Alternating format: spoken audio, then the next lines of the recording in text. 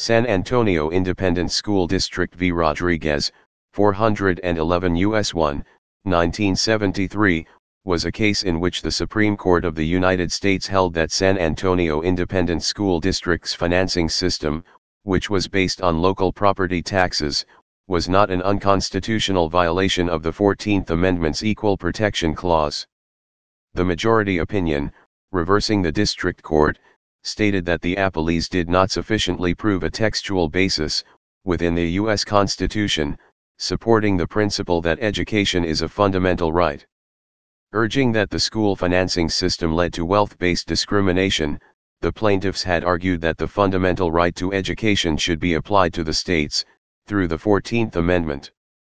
The court found that there was no such fundamental right and that the unequal school financing system was not subject to strict scrutiny. Background: the lawsuit was brought by members of the Edgewood Concerned Parent Association representing their children and similarly situated students. The suit was filed on June 30, 1968 in the District Court for the Western District of Texas. In the initial complaint, the parents sued San Antonio ISD, Alamo Heights ISD, and 5 other school districts, the Bexar County School Trustees, and the state of Texas. They contended that the Texas method of school financing violated the Equal Protection Clause of the 14th Amendment to the U.S. Constitution.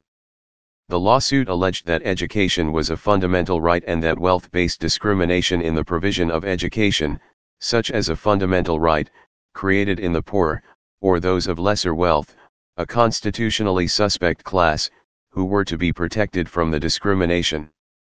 Eventually, the school districts were dropped from the case, leaving only the state of Texas as the defendant. The case advanced through the court system, providing victory to the Edgewood parents until it reached the Supreme Court in 1972.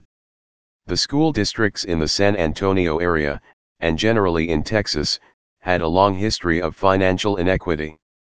Rodriguez presented evidence that school districts in the wealthy, primarily white, areas of town, most notably the Northside Alamo Heights Independent School District, were able to contribute a much higher amount per child than Edgewood, a poor, minority area. From the trial brief, Dr. Jose Cardenas, Superintendent of Schools, Edgewood Independent School District, testified to the problem in his affidavit, the following information. Edgewood is a poor district with a low tax base. As a result, its ad valorem tax revenue falls far short of the monies available in other Bexar County school districts. With this inequitable financing of its schools, Edgewood cannot hire sufficient qualified personnel, nor provide the physical facilities, library books, equipment, and supplies afforded by other Bexar County districts. To illustrate, the Edgewood residents are making a high tax effort, have burdened themselves with one of the highest proportion of bonded indebtedness in the county to pay for capital improvements, and, never, in the history of the district, have they failed to approve a bond issue. Cardenas cites a study, A Tale of Two Districts, which makes the following comparisons in 1967-68 between Edgewood and the Northeast Independent School District. Classroom space: Northeast had 70.36 square feet, 6.537 square meters, per student. Edgewood had 50.4 square feet, 4.68 square meters, per student.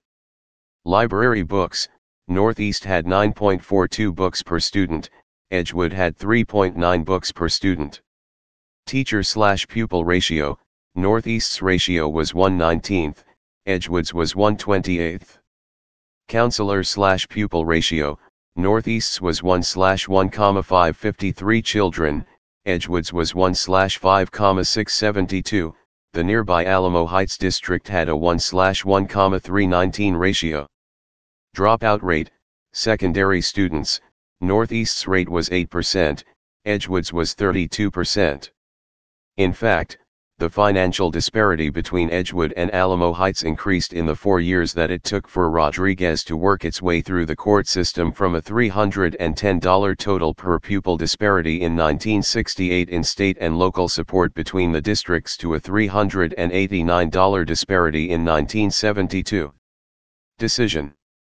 In the Supreme Court, A new group of justices had been appointed since the filing of the case.